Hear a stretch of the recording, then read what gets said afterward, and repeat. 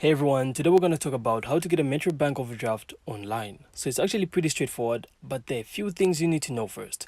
So if you've ever needed a little extra flexibility with your account, this is for you. So first off, it's important to know that overdrafts aren't automatically available to everyone.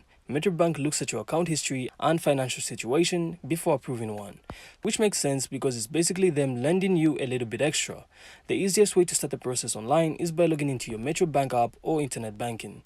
So once you're in, you then usually see an option to request an overdraft. Sometimes it might be under your account settings or account services.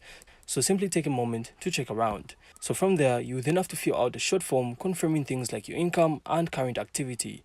Metrobank will then review it, and if everything checks out, they'll let you know your overdraft limit. So one thing to keep in mind, guys, having a steady account history and regular deposits can really help speed things along.